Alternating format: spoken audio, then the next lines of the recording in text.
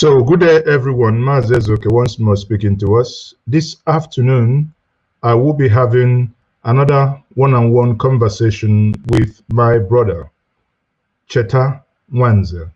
Now, this broadcast this afternoon is titled The Feud Between Anioma Igbos and the Igbos of the East. To come this afternoon, or to have this conversation this afternoon, as I said, is going to be my good brother, Cheta Nwanze. Cheta, you're welcome to Njenje Media TV. Greetings to you. Thank you for having me. Okay, hello everybody. Thank you once more for agreeing to have this conversation. It's been a while, we've been having back and forth trying to schedule this. It's never been easy. I reckon it's as a result of COVID. Yes, that. So, for example, the last time I suppose he made this thing, I happens to be in the client's place because, to put it very simply, I naturally go guitar and the client calls and I, as the client called, I had to say, yes, I'm coming. So we were in their office and I thought I had a quiet spot to do this recording, and we had started talking, but two of the clients people kept coming in and even coming into the shots to weave. You remember now? So we had to reschedule for a more quiet time. Unfortunately, last week when we rescheduled for, something happened, so I had to drop everything and attend to that. I mean, the truth of the matter is that the world has changed. We are living in a very different planet following this COVID thing. And I think it's in the interest of everybody to understand that and to prepare for what is to come. Because, so let us start with you people that are in more civilized places. The public transport system is going to change because social distancing, we are going to have to see a return to a situation where public transportation is not run for profits, but just run as a public good, because with social distancing, there's no way anybody can turn a profit. And this kind of thing will cascade into everything from flights to movement generally. So there are a lot of business meetings, as an example, that's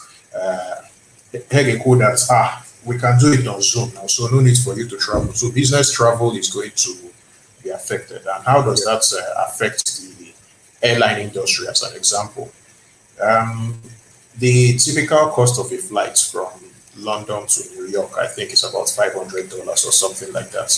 Now, it can be that cheap because there are people in the front of the plane, business travelers, first class and business class, that are paying thousands of dollars. So just them alone have already taken care of the cost of the flight. The economy is just to ferry people. Now, a lot of business travel will be hit. So economic prices will go up in order to cover the cost of the flights. And this one, that some airlines are still talking of socially distanced flights. So there's going to be issues. Yeah, but so far, even the flights that we've seen, I mean, there isn't much practice of social distancing. Rather, I think actually the social distancing, if people wear masks, honestly, because aircraft is normally, well, not in Nigeria, that aircraft sometimes can be like a heater. But if people really wear masks, it will. There was a report in the New York Times today about advice that is being given by some health authorities. I forget to discourage masks. No, not to discourage masks. About the fact that to discourage air conditioning. Okay. Yes, that and basically an aircraft is compressed air conditioned air for whatever the period of time is. The flights is the same air that is circulating. So it depends on how there will almost definitely be a second wave of this COVID. It depends on how this second wave manifests. If it's manifests and you can trace it to the resumption of flights, then the aviation industry will definitely be asked to apply socially distanced flights. That will be a problem. Anyway, let's come back to, let's come to the meat of the matter today, Cheta. And on your Twitter page, actually, your name, I just want to, let's start by knowing who is Cheta, because on your Twitter page, you have a check star, which is CHXTA. How does that come? Is that, it's supposed to be an Igbo name that means Cheta Chuku, or what's how come about? Cheta Kwanachukwu no Munso is Cheta the name my Kwana father Chuku gave means, me. yeah. Yeah, it's the name my father gave me. But Okay. oge no primary school, so Fazal Nabini, and oge no primary school, only one of my friends, one of my classmates, Christian Ediki, onye Bini, and for some reason, Obiana bomb Checkstar, and the name stuck throughout secondary school. Oh yeah, Madonna bomb. And even me, I got to find that I actually liked it. Initially, the first time he called me that, we fought. The way children are wont to do. Yeah. But as we grew up, in short, then there was another person who added B. So the full thing is actually Chickster B. I liked it, and so I adopted it. And it's out of respect for my father that I didn't go and do a change of name to legally change my name to Chickster B. He would have disowned you, baby, if you have done that. Without even thinking about it. Okay, Cheta. So can we know a little bit about you, your background, where you're from, what you do, and Okay, afam bụ Cheta Nwanze. Abụ m onye Anioma. I don't subscribe to the states because Ezeoke, the states are artificial creations, and if you study the history properly, you get mad that Anioma doesn't just encompass what is not the Igbo speaking part of Delta states. It encompasses some parts of Anambra states, Onitsha, Atani, and parts of Anam. Because of the shared history that we have.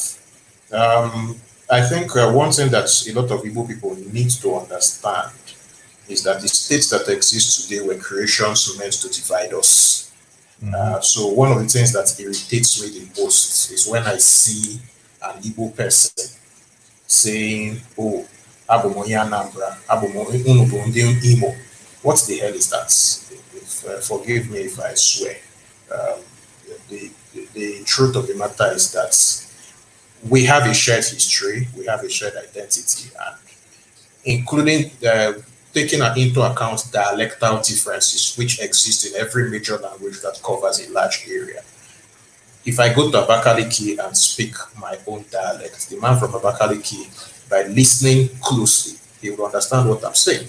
Same way, the man from Abakaliki chooses to come to settle in my village, Umuachi, and is speaking his dialect. I understand everything he's saying. The only thing is that I just have to, kind of like the way someone in the UK is listening to someone who is from London is talking with someone from Leeds. You understand that they will have to slow down their speech in order to understand each other, but it is the same language they are speaking, just dialectal differences. When two languages have dialectal differences, it's quite different from when two languages are mutually intelligible. So the Igbo dialect that is prevalent in Wawa, for example, in places like Aku, in Nsuka, near Nsuka, is mutually intelligible with the Igala language. However, there are two different languages. It's just when two of them speak and listen very closely, they can at least strike a conversation. If we go a bit further afield, outside of Igbo, you find that the same thing occurs with, say, in Edo states, Edo language and Ishan language. There are two distinct languages. They are not different dialects of the same language. They are two distinct languages, but they are mutually intelligible.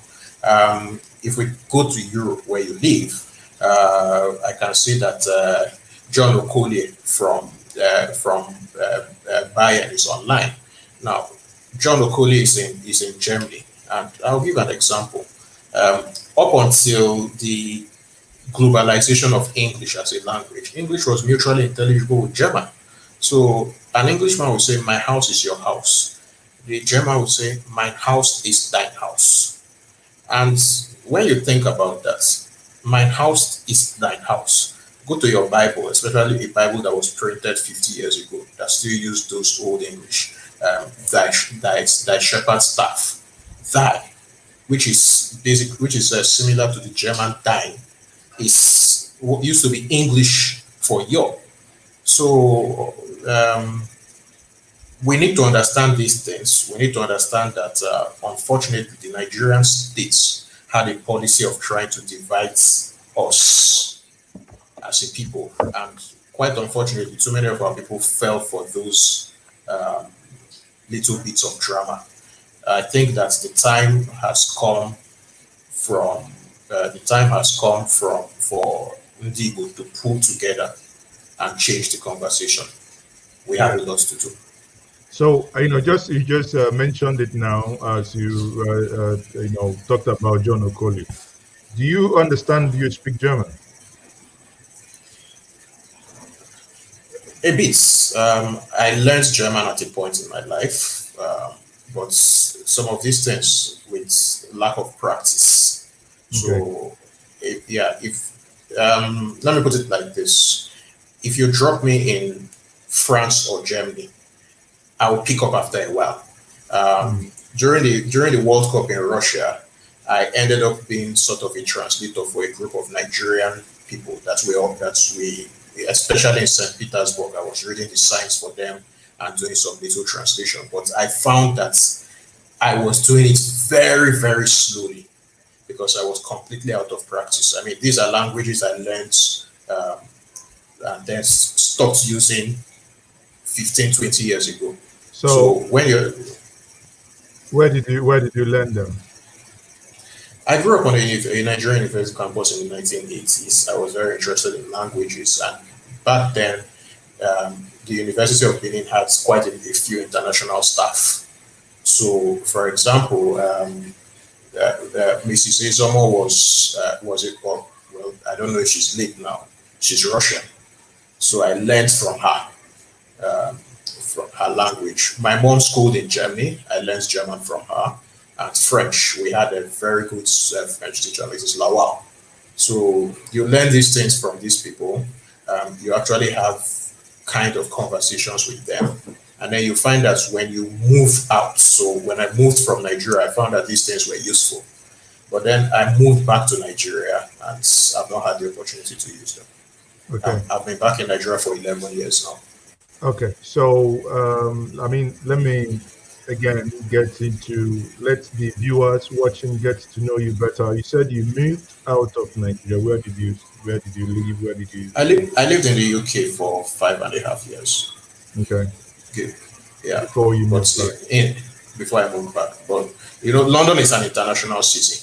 Yeah. So my closest friend in London was a guy called Thomas Lemaire, French guy, fanatical Paris Saint-Germain supporter. So we used to banter in French. I think that was the best time I got to use my French. Okay. Now, to the meat of the matter here, to this topic, basically the discussion will center on the Igbos of the East and Igbos of the West. And you wrote that some people from this area have pointed out that they have been victims of town by some Igbos from the east of the Niger, who have themselves said that Delta Igbos are not Igbos. Do you think for one moment that there is a divide between the Igbos of the West and Igbos of the East? There is a divide. I don't think it's something we should deny. There's a divide that existed prior to the coming of the colonists.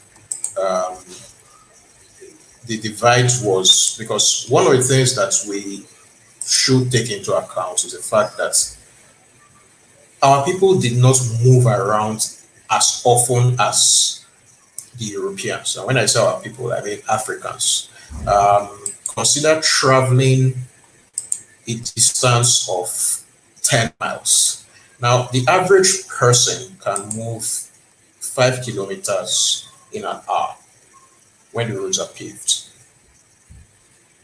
But for the most part, we lived in a tropical environment with a very densely forested area.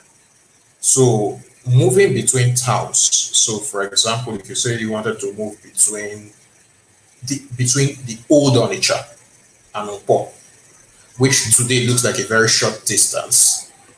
Back then, 100 years ago, both of them were two distinct towns, separated by a distance of about 20 kilometers. That's almost a whole day's walk. Mm-hmm. So movement between those towns was not as commonplace as we think it was. If you walked between both of them, the possibility that you would not come back that same day was very high. It's one of the reasons why, in many respects, we moved separately. And you need to understand that the Igbo identity as we know it today, and I'm always very careful to point out the as we know it today, it's a very, very important distinction. The Igbo identity as we know it today did not exist 100 years ago. Think about it. The same applies with the Yorubas. As an example, the Yoruba identity as we know it today did not exist 100 years ago.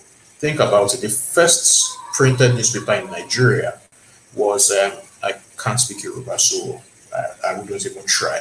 So, but the translation of the newspaper was today's news for the people of Yoruba and Egba. Now, today, an Egba man, the Egba people are people from Abeokuta and Abeokuta, Shagamu, and the areas around. If you tell an Egba man today that he's not Yoruba, he's going to find you very ridiculous. But 100 years ago, the fact that the title of the first newspaper in what is now Nigeria, 150 years ago, the title of the very first newspaper was Newspaper for Yorubas and the Egbas. For that newspaper to make that distinction tells you a lot. Mm-hmm. So it's pretty much the same way when the British attacked us. When the British attacked the area that eventually became Igbo land, there was no unity of purpose. So, for example, when they decimated Asaba in 1888, the only people who came to try to help the man from Asaba were the people from Onitsha, because both Asaba and Onitsha were quite close historically. The man from Obosi did not care. After the British were done with Asaba, they turned their attentions to Onitsha. The man from Obosi did not care. Neither did the man from Newe. Neither did the man from Oka. You understand? Because each of us lived in our own silos, as it were. Of course, occasionally, because we spoke a similar language, occasionally we used to interact. But essentially, in reality, we were living in silos. So it's important for us to understand where we're coming from. The Igbo identity as it exists today was the creation of, to a large extent, of Bernard Ilua, who was the Secretary General of the Igbo Progressive Union. And he did something that nobody has ever done before that and since then. Between 1947 and 1953, Bernard Ilua went to every hamlet in both Western and Eastern Igbo land to convince the people there to buy into the projects. Some people did, some people did not. So as an example, Abo, which is in today's Delta State, did not buy into Bernard Ilua's projects. There's a community, I keep forgetting the name, but it's an Igbo community in Benue State now. They did not buy into the projects. Okay. Pardon me? Yeah, no, they didn't buy into the project. I thought about Ibanke, but I remember Ibanke is in... No, Ibanke, which was called Igbo Akiri at that time, bought into the project. Mm.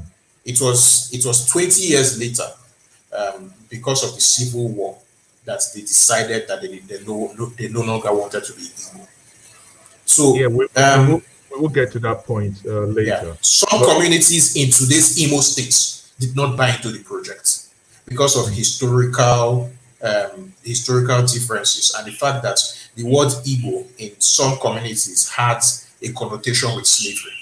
So it's important for us to understand these things, these issues, so that we will know where we're coming from. Because it's when we know where we're coming from that we're able to chart a path forward. hmm. Okay. Now, if I come back, you've given this historical context, but the key question is, do you consider or do you think there is a divide between the Igbos of the East and the Igbos of the West? And when we say Igbos of the West, I mean that is the Delta Igbo, aka, you know.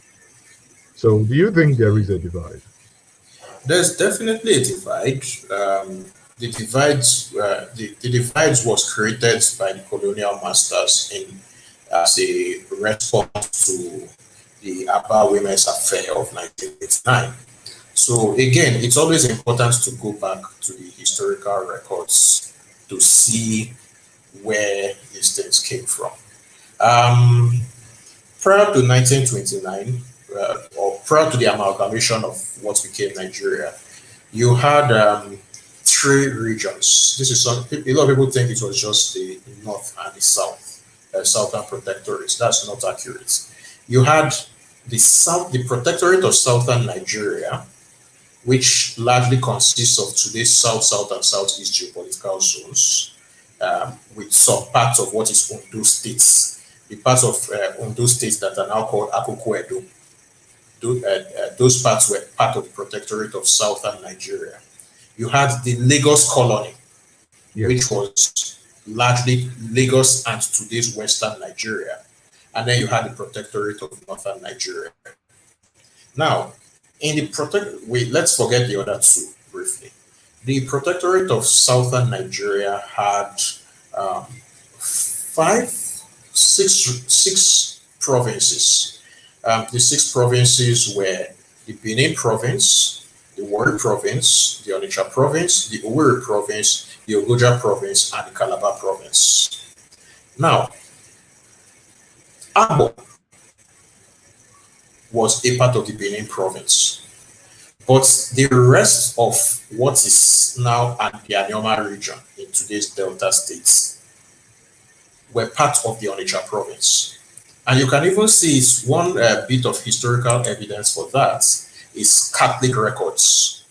You find that when the Catholics set up their diocese, a lot of the priests who basically spread the gospel of Jesus Christ in the Ekumeko areas were from the Onitsha and Ojoto area. Now, why is that important? Because the last area of resistance to British rule, not just in Igbo land, but in the whole of Nigeria, was actually what is now called Anioma.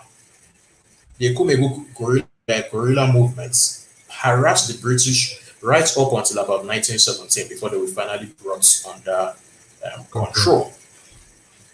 And because these areas were in what was designated the Onitsha province, they were essentially ruled from Onitsha. Then, after the Aba women's thing, I don't like calling the Aba women's riots, because calling it riot was what the British decided to do in order to delegitimize what was actually a very valid protest about unfair taxation. After the Aba women's affair, in order to for military convenience, because the two major garrisons in what was the protectorate of southern Nigeria were in Benin and Calabar. So you look at distance, Benin is much closer to Asaba than Calabar. Benin is entirely not. So in order to keep them to heel for administrative convenience, the areas around Asaba were excised excised from the Onitsha province and put in the Benin province. And the British did all of those rearrangements along the length of the River Niger and the River Benue. So, as an example, Abo in today's Delta State used to be part of the Owerri province. It was removed and put in the Warri province. While on the other hand, further south, Yenagoa, Saibama, Kaima, which are in today's Bayelsa State, used to be part of the Owerri province, but happened to be on the east of the River Niger. So they were moved away from the Owerri province, from the Owerri province, and included in the Warri province. So you see that the very first maps of Nigeria, the British tried to administer the new country along ethno-linguistic lines. But as time went on, they began to make divisions more along geographical features. So the point of all this is that before, and you can see it historically, before the Anioma people used to face the east. So again, if you look at, let's go back, because 1929 was a very pivotal year in a lot of things. So, sorry, if I may put in here, so what you're trying to, for at least for clarity for the viewers, is you're trying to, I mean, you've agreed there is a conflict or there is a divide. What you're trying to do is to contextualize this divide to say where it came from. Go ahead. Yes. Yeah. So if you look at, as an example, a list of the people who were killed in the Abia women's affair, you will find that there were some Asaba women who were killed. So it's when you're studying history, historical records, you have to ask questions. Sorry, how come you had Asaba women there, or were they living in Aba, or which is were precisely the question I'm about to answer. Okay. It was easier for Asaba people back then to face the East if they wanted to move, because they spoke the same language. They didn't need to learn an entirely new language in order to settle them. Now, prior to 1929, the Nigerian police, or what became the Nigerian police, was actually 4 distinct forces, which were divided again into those regions. So the Niger Delta Constabulary was the one that was specifically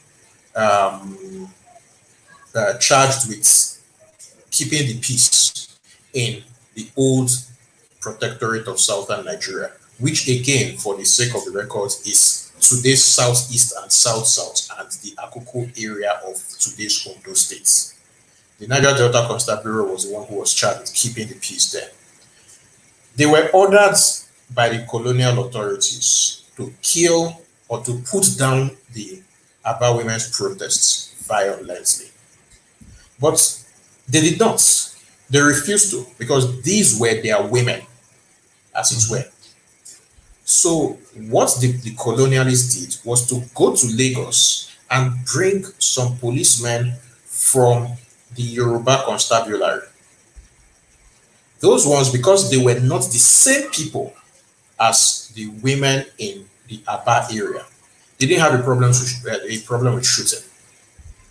So again, if you look at the list of all those who died, you will find that the 50 women who were killed were Igbo women. That list includes their hometowns. While on the other hand, the one policeman who was killed was a Yoruba man. He was brought from outside. So the lesson that the British learned was that the best way to administer this colony and keep them pacified was divide and rule. So the British merged the security forces into one big Nigerian police force and began a policy of posting policemen outside their regions of origin. Because that still persists today. That's why you will see that still persists. That's why you come into Asaba, you come into Anambra or Owerri, you see your commissioner of police is from Castina. He doesn't speak your local language. It doesn't. That's where the nonsense started from. That's where it started from. It started in 1929.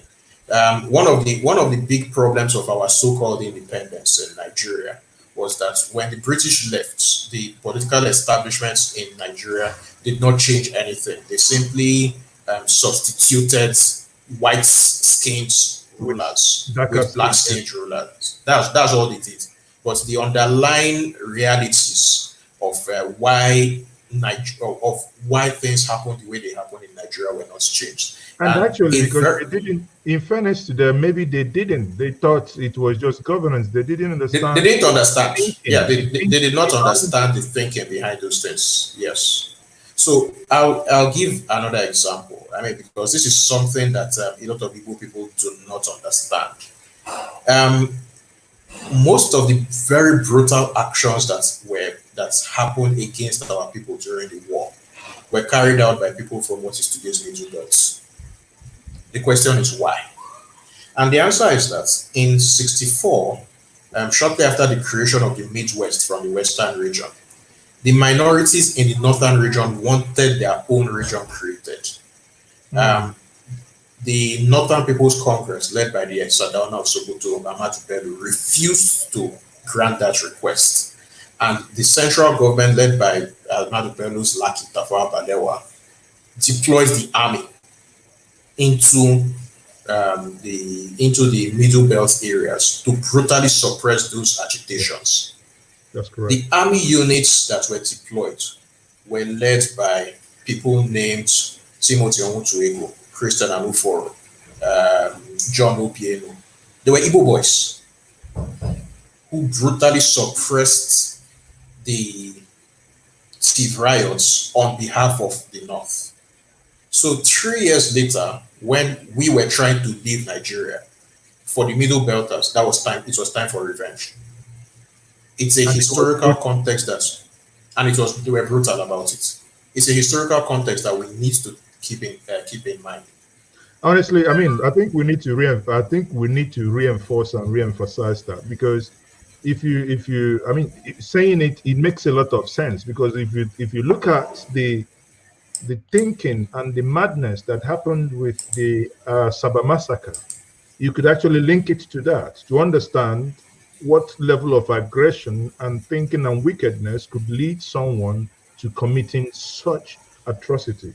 And those that were behind it were never questioned, neither were they prosecuted. Up to today that we speak, it's an injustice that is still crying for justice to be done. Yes, and the Asaba massacre is not the only. It's not the only thing in Nigerian history that's crying for justice to be done. Nigeria is full of a lot of incidents of violence to the people, where the perpetrators have not been punished, and not only have they not been punished, they have been rewarded. And as long as you have those things happening on a very regular basis, where the perpetrators are not only are they not punished, but they're actively rewarded, then it only reinforces itself. Think about river states as an example. People who have killed people who have committed crimes, murder, have been rewarded in many cases with positions in the River State House of Assembly. What do you think young people in that state will do? It reinforces in their minds the concept that this is the way to go, this is how to live life, and they will do it. Same thing in Lagos, the MC Oluomos. Here was a man who was stabbed at some gathering, and he was in hospital. The hospital had police guards, and then a few weeks later, when he was discharged from hospital, they held his coming out party in a school compound on a school day. It was a Thursday, on a school day during lunch break, with all the children watching. What do you think those children will imbibe as the lesson of that? And the funny thing is, these things are happening in different parts of Nigeria now. It's sort of like a repeat of what happened in the southeast after the war.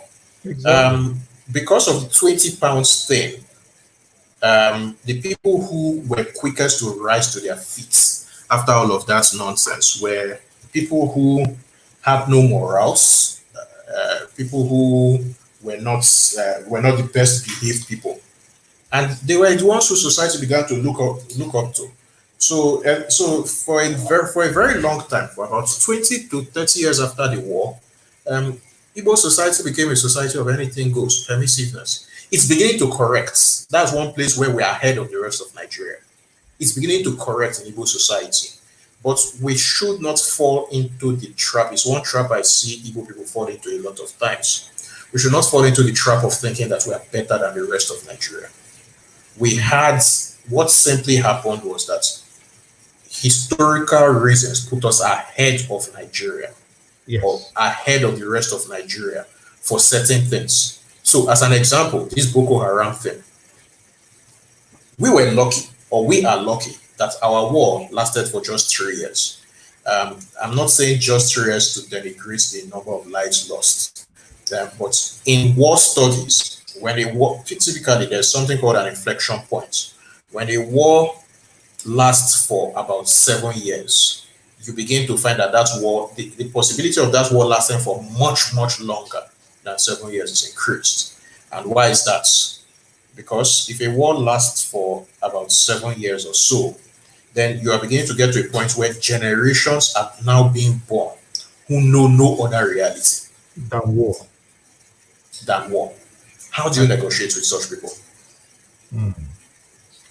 Yes. Okay. Now let me come. You've given a historical context as to what led to the so-called division or misunderstanding. But there is something very instructive. Yes, we know the role the British played in dividing us as a people. But before the war, there appeared to be this unity among the Igbos that somehow Exactly.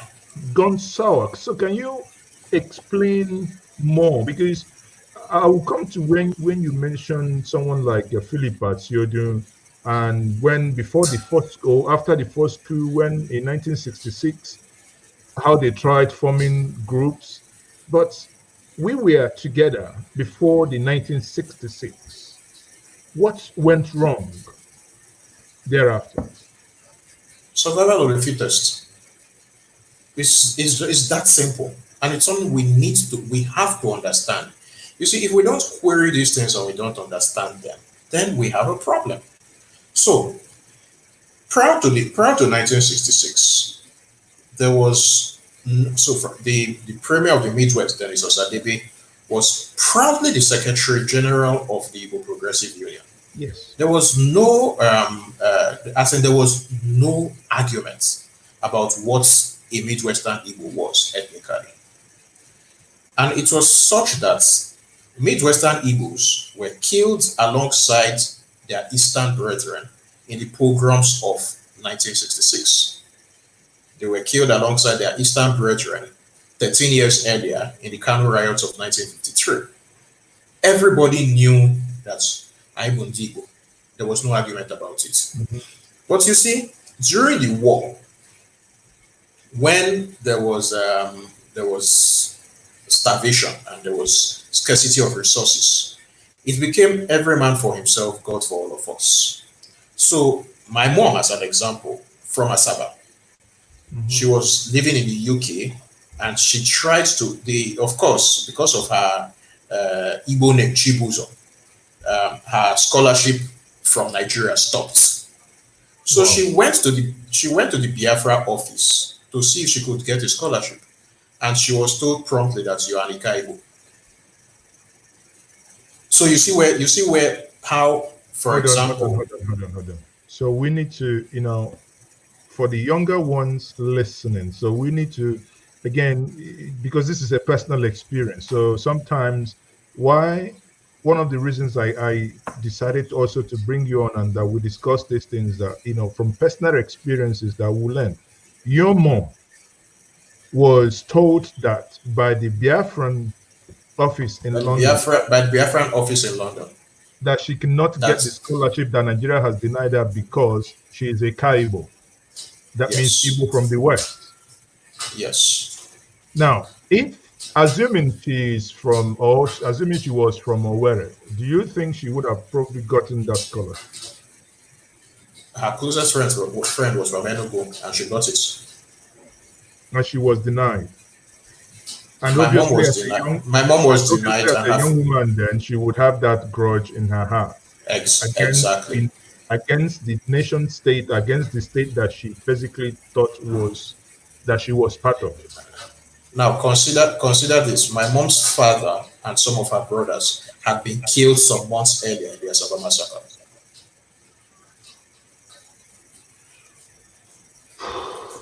Now, when she needed succor, exactly, she couldn't. That's a heavy one. So here's the thing. It's easy for someone like me, because of all the study of history I've done. I completely understand the why and the what. The truth is that Biafra wasn't justifiable, though. If they were able, whether it was justifiable or not is another matter entirely. The point is there's a reason why Nigerians today behave in certain manners in Nigeria. So you have been on a plane many times from a Western country to Nigeria, and you will see Nigerians queuing properly, behaving quite well at the other end. But the moment you land in Lagos, the animal comes out. It's response to incentive. It's not as if there's nothing psychologically wrong with us. The problem is scarcity mentality. And that was the same thing that happened to my mom back then. Scarcity mentality was what made people behave the way they did. However, at the end of the day, what people need to understand is perception is greater than reality. Yes. So people don't react to you based on the reality on the ground. People react to you based on their perception of what you have done. And to answer John Okolie, it doesn't matter whether it was official policy or whether it was the actions of an overzealous official. What matters is this is what happened, and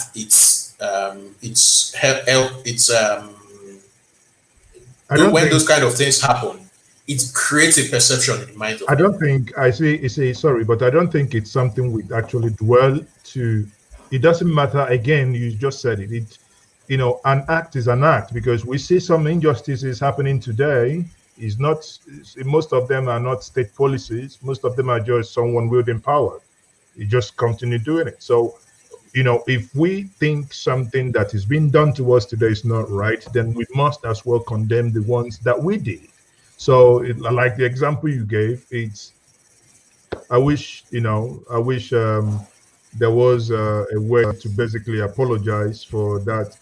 Obviously, that's because you're saying it now live on the on television. There might be other people that we don't even know. There are a couple of people that might have walked away, and I think many of us would understand when we get to a man named Philip Asiodun, which actually in one of your piece that you wrote, you mentioned him as well. Now, having said that, my brother, there is something else that I want to understand from the piece you wrote. You said that the Anioma subgroups is divided into two. You have the Enuani and the Ukwani. Enuani and Onitsha people people migrated from Igala along the Ishan. No, it depends on now. So for Onitsha, okay, so for Onitsha, for Onitsha as an example, a lot of Onitsha people will tell you that they migrated from Benin. And you can even see it in their traditional titles. There's an Iyase of Onitsha. There's an Owele of Onitsha. these are titles that have a Benin equivalent. The view of your nature, Now, I actually said it that they are from somehow from Benin, I think. from Benin. Yes. Now, what we need to understand is that 400 years ago, the Benin Empire was large, and it's extended all the way to the banks of the River Niger in terms of actual imperial, um, uh, in terms of actual imperial aspirations. However, um, the, the Benin Empire failed to conquer Asaba. The name of the Asaba warrior that beat them back was a chap called Daike, which is why the Benin, as a mark of respect, the crown prince of Benin is called a Daike. It's a mark of respect for that person who defeated them in battle. However, the fact that they did not establish their rule over those areas does not mean that that their influence was not established over those areas. So if you read Olaudah Equiano's book, which is I think for me is one of the best historical records, because at least it's a historical record of by an Igbo man who was taken away from Igbo land and learned how to write English And he during the bought, slave bought trade. himself free. The first person. Yes, he bought himself. He bought himself freedom, but that's besides the point. The point is that he, or at least until he was about 12, he lived in Igbo land. So we have an even earlier record of how our forefathers lived through him. And he was very clear, based on the descriptions of the villages and all of that. I would say that he came from around Ihiala today, in what is today's Anambra state. Anambra, yeah. But he was very clear that they used to pay some form of tribute to Benin. It's there in the book. It's in chapter 2 or 3, I think. Now, it shows you how widespread the influence of Benin was, if not necessarily the empire itself. So, if there was an empire, and there was an empire, it means that within the area of influence of the empire, people moved. People moved around for various reasons. They moved and they settled. So when they move and they settle, they become a part of the area that they settled in. Assimilation is not a new thing.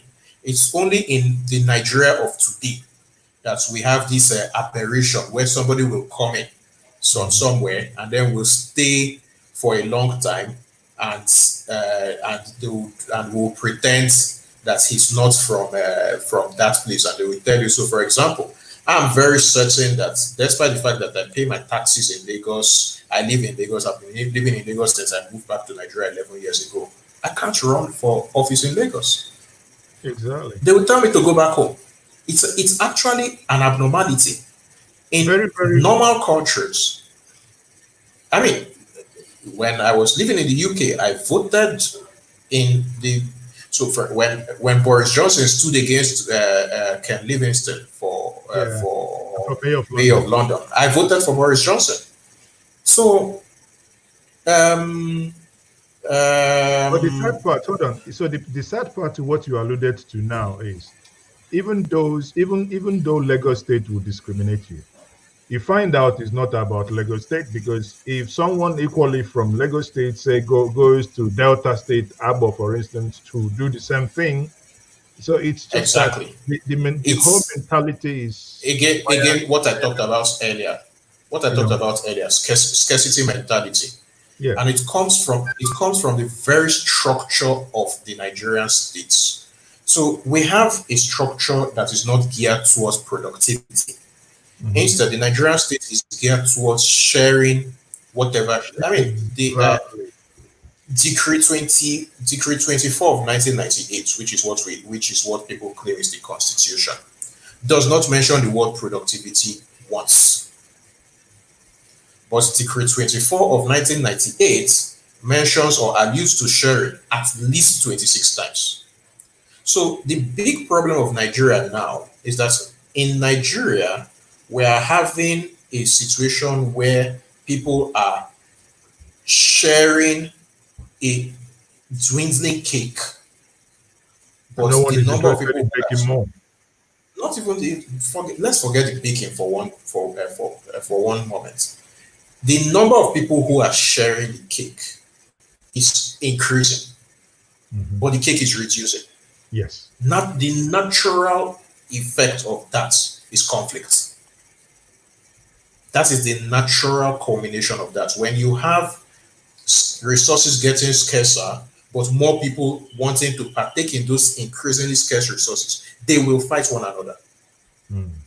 Okay. So can I come back to this question of Enuama, Enuani and Ukuani? Now, for the benefit of viewers who don't understand what, when you write about Enuani and Ukuani, what does that, how does that place them in this context? So the area that is called Anioma is basically, you have basically three areas actually. Oshimili. Oshimili is the areas just by the river Niger. Water, yeah. Yeah. Then you have Enuani. Enuani is, so if you are traveling, say from Enugu to Lagos, when you cross the bridge, you'll notice that you actually begin to ascend. Ascend, yeah. Yes, you are climbing. It's a gentle ascent. It's not steep, but you are ascending nevertheless. It's and then it's around after Onichubo that you actually you get on level ground once again. Those areas, that's what Aniocha in Delta states is Enwani. Then the areas, if you are traveling along that route, and then instead of rather than going to Lagos, you're going to Warri, at just outside Asaba, there's a place you turn left towards Ibuzo and then into Delta proper. After Ibuzo, you move on, you get to Obiaruko. You notice that again, you notice again that the land actually descends and flattens out. That's area Undokwa or Ukwani. Okay. So those are the three broad areas of the Anioma region. Okay. Ukwani, which essentially is the border between Igbo and the Urhobos. Enuani, which essentially is the border between Igbo land and the Beninese. And then Oshimili, which is an internal Igbo boundary that separates Western Igbo from Eastern Igbo. Okay. So now let me drag this conversation a little bit where it gets into politics and gets into the political activities that involve these two regions. You earlier before alluded to the fact that Osadebe, that is Dennis Osadebe, the premier of Midwest region. Now, it must be noted for the benefit of the younger ones watching that the Midwest region was created.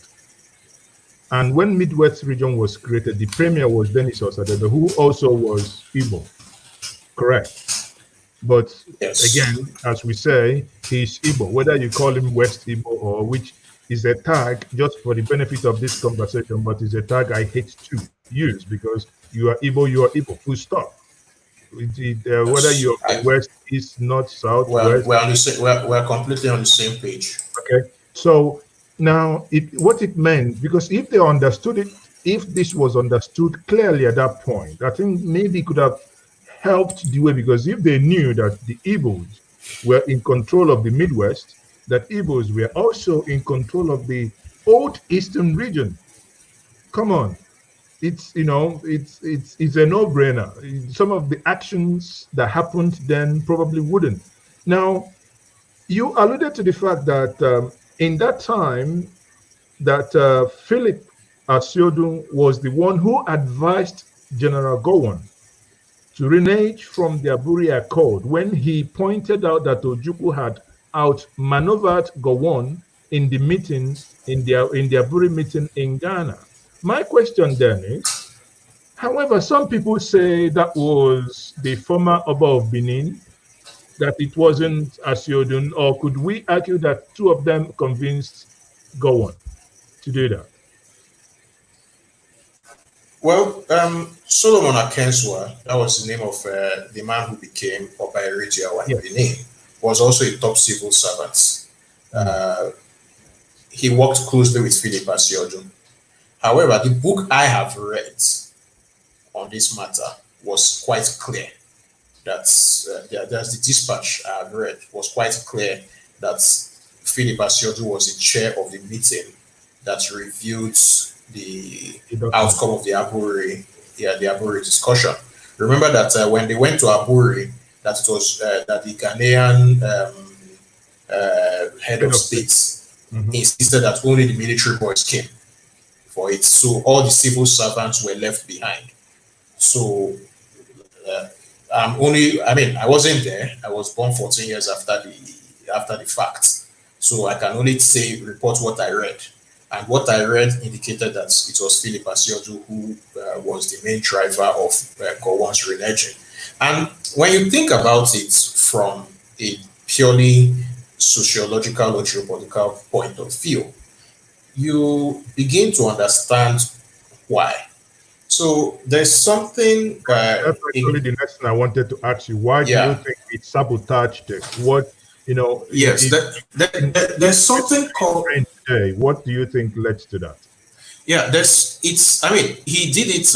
What I would say that he did it involuntarily. He likely didn't even know that he was doing it. There's something called it has to do. I forget the name of the concept now, but it has to do with people who are at the fringes of an area and wanting to belong. They tend to become more zealous in defending the interest of the area that they want to belong to. So, for example, President Buhari's current chief of staff, Ibrahim Gambari, for a very long time, he's from Kwara, Ilorin, which is on the fringe, which is from the fringes or on the fringes of the old Fulani Empire. So, for a very long time, he didn't even call himself Abola Gambari. Abola, his father gave him Abola. He preferred to go by the name Ibrahim. It was only in recent times that he began to call himself Abola.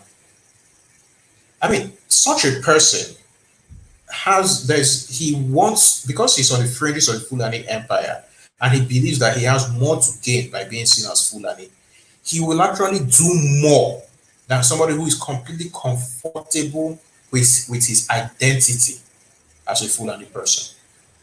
So, in Mr. Asiodun's own case, he is an Asaba man who was born in 34, grew up in Lagos, spoke Yoruba as a first language, and then you had a situation where the Igbos were on the verge of leaving the country.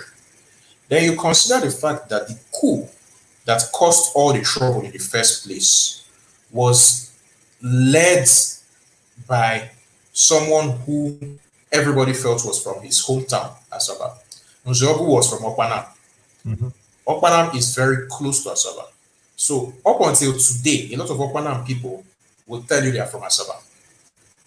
It's kind of how the same way some people from Awada say they're from Onitsha. But 100 years ago, Awada and Onitsha were two distinct communities. Yes. In reality,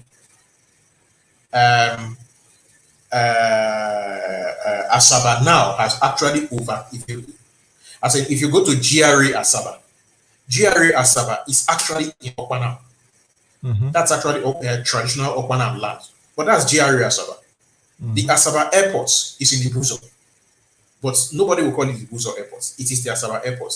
That some cities grow and overtake the areas around them. So you had this situation where Nzeogo was, to all intents and purposes, an Asaba man.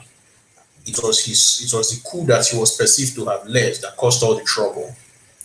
So when you now had someone who had risen so high up in the federal civil service, Asiodun, it was actually in at least to his mind, it was in his interest to be seen to be very pro-Nigeria, not just to be perceived, but to both be perceived and be seen as very pro-Nigerian.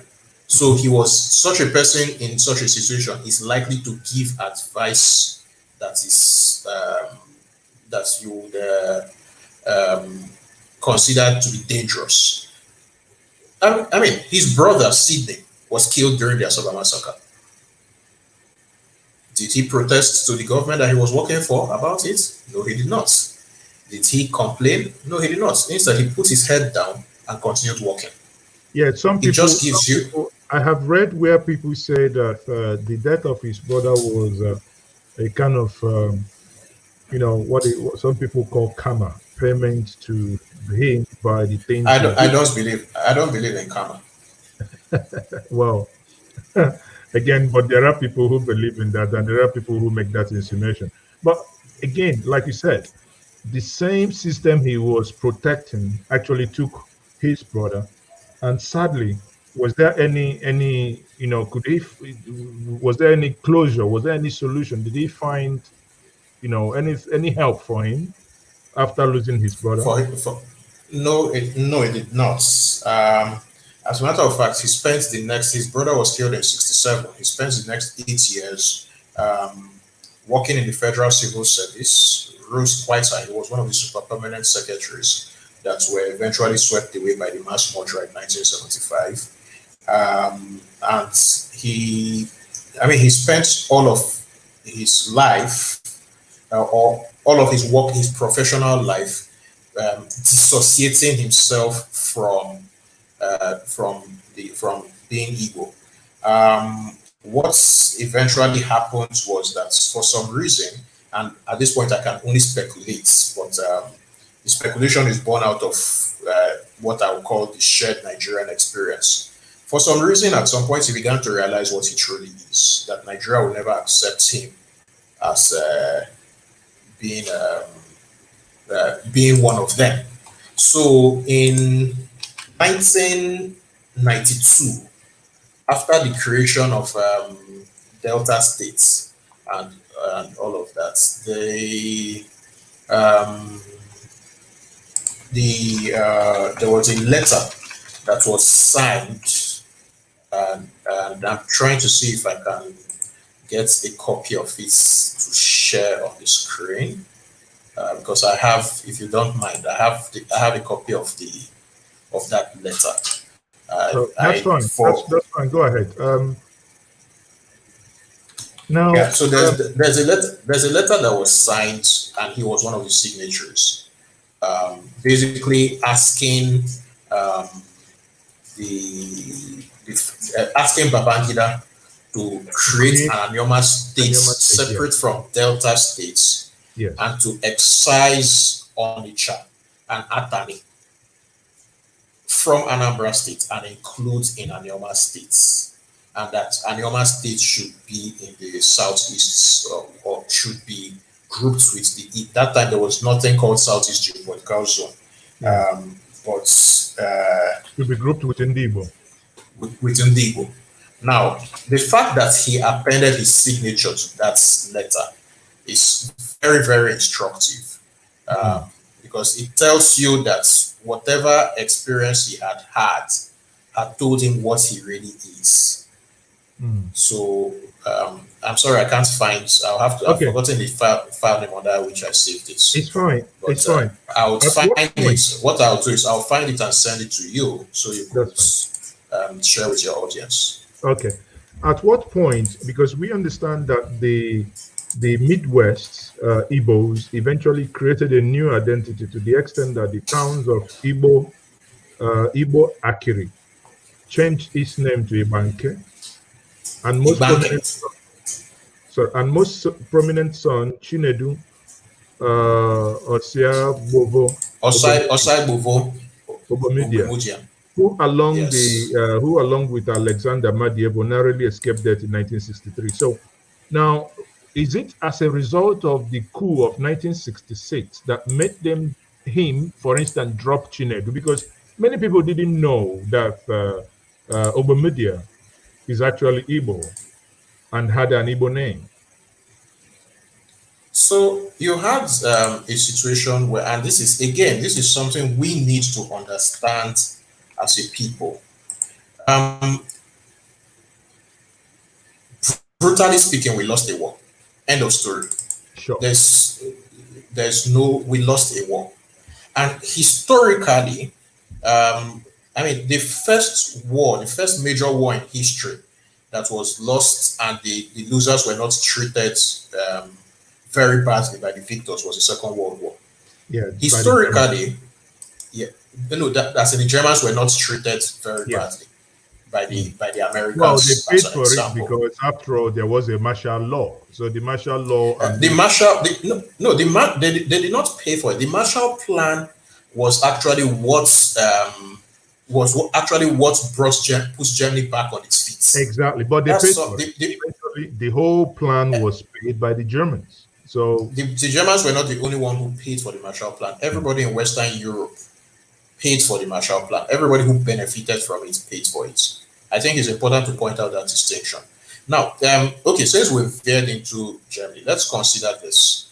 When the Germans lost at the end of the First World War, they were actually required by the Treaty of Versailles to pay for all of the damage that was inflicted in that war, in the First World War. Yes, that's correct.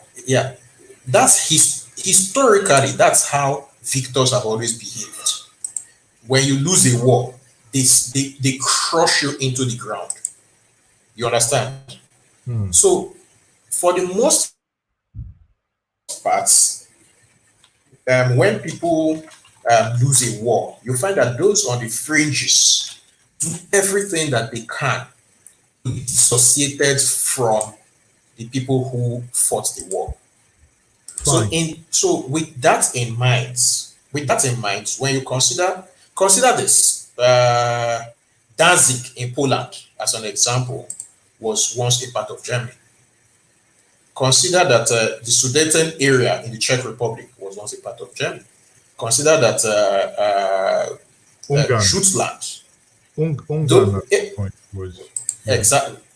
So it's actually human behavior that that's the Germans. Are you seeing the letter? I found it. Okay, hold on. Let me bring it on screen. Yeah. Okay. Okay. So that's the letter that was written in 1992, and if you zoom into it, you can clearly see the signatories. I'm zooming in. Does that show? Yes. You can see the signatures. Can you zoom it a little bit more, if possible? I hope it doesn't lose resolution. No, it's fine. It's still legible. Yeah, I can see it. So you can see the signatures. By any definition, these were men that people would listen to. So we have the first one, Honorable Dr. Nnamdi Azikiwe Oweloni. Yes. And you have Chief Dennis Osadebe. Chief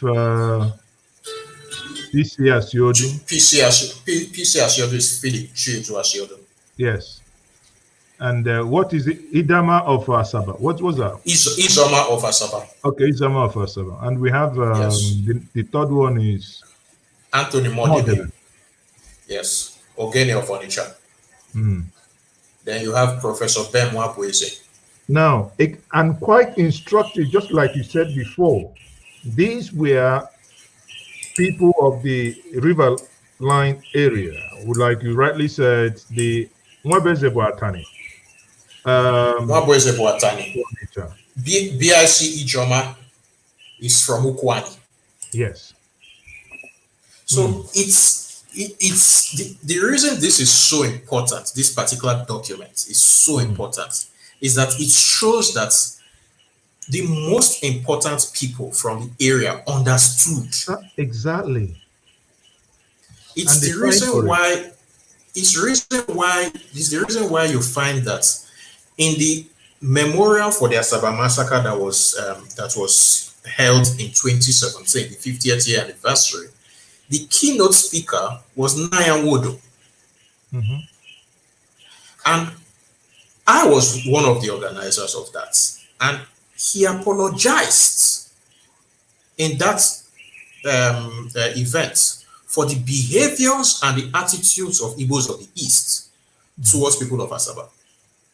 So at least historically on the record, that's done. Yes. Historically, that's done. However, and I think it's important to point this out, that because one of the things that we don't do very well in Nigeria is publication and making sure that everybody sees your point of view. I mean, one thing, I disagreed a lot with IPOB, but one thing that I admire is that they know how to get their viewpoints to be seen by as many people as possible. Mm-hmm. I'm actually jealous of that. I disagree with a lot of what they're fighting for, but I completely admire that ability to get their point of view front and center. It's a very important thing. Mm-hmm. Communications is very important. So a lot of people, both from the east of the Niger and the west of the Niger, do not know that that men of timber and caliber, as it were, from our regions have accepted that this is where we are, this is where we should be. Exactly. They don't know. Mm-hmm. And sorry, go ahead. Yeah.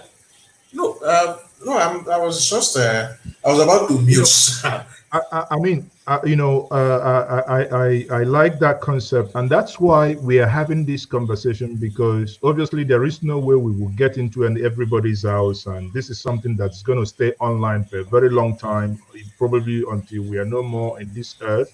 But at least people who have ears will listen. We understand where we are coming from, that there is this unity, that these are efforts made by our heroes past, and we they basically lived with it and they understood it.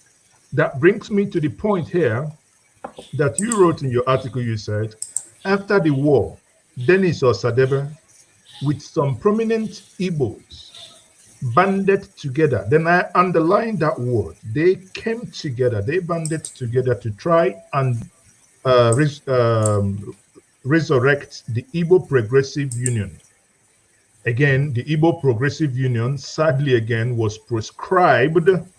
For the IPOBians listening here, it's not the first time something is being proscribed. In 1966, Igbo Progressive, yes, by an Igbo man, proscribed the union of his own people. What do you have to say? Why did he proscribe it? To be honest, I don't have a very flattering opinion of Agui Ironsi. Okay, that's fine. But now, let me go further to what you wrote. You said, so they formed in view of that, because the Igbo Progressive Union, the IPU, has been, today it's IPOB, but then it was IPU. Today it's IPOB, but then it was IPU. Now, they formed IPU, but the thing is, so I think it's important for us to be able to draw historical precedents and history. IPOB is not the natural successor of the Igbo. No. I'm coming. Hold on. Sorry, yeah. I'm coming to that. So eventually they formed the Igbo National Assembly, which was the INA. Okay, yes. So which again we started with the goal of unifying Igbos under common umbrella body. Now, yes, again, the federal government again in 1976 banned it by Murtala Mohammed, as you rightly pointed out, and which eventually, because remember again, IPU was banned, and the INA came on board, and it was banned again by Murtala Mohammed, which now led, because they thought, how else can we do this? they had to now go into a social cultural organization, and that is actually how Ohaneze Ndibo came. Yeah. Now, and in Precisely. Ohaneze Ndibo, the Ohaneze Ndibo was born, and the original signatory, and that's where I was heading to, was Dennis Osadebe, alongside with Professor Ben Nwabese, Yes. few others. So you can see that level of progression. Again, we don't want to get into the reason why Ironsi banned IPU or Murtala Mohammed banned Igbo National Assembly. But the point is that the Igbos of the West and the Igbos of the East, those we call elders, have always been the ones thinking, how do we come together? How do we come together? And it has always been as if the system, which is the Nigerian state, has been their greatest undoing, putting spanners in the wheels at every move they make. They come in, they keep coming in. Is it? Yes, the Nigerian state. So I think this is something that is important for us to understand. The Nigerian state, quite unfortunately, does not understand is obsessed with central control. Mm-hmm. And the reason that it's obsessed with central control is quite easy to see when you think about it. You have boys who were trained only to shoot, who were promoted above their station in life. These boys, after the first school, suddenly did not. They had no training on real politics, no training on economy, no training on anything. So they were obsessed with centralized control, because in the army, centralized control is everything. So it was that mentality that they used to try to rule Nigeria. You can see the progression in the Nigeria gradually seized control of all the resources that belong to the regions, culminating in the Aboyade Commission of 1977, which ended up enshrining the Land Use Act and giving all resources to the federal government. The real tragedy was that the senior civil servants at the time failed to advise these boys. And the Nigerian state has been obsessed with central control since then. The Nigerian state has been completely obsessed with centralized control. If you don't mind, I need to take a picture to send to my dad is calling me, so I want to tell him that I'm in a meeting, and then I'll call back. And I think that would be a nice place to have a break. And my dad's call will not be on the phone together will not be on the phone for anything less than an hour. So I would just take his screenshots. Okay. Yeah, and then let him. So just let me just send this.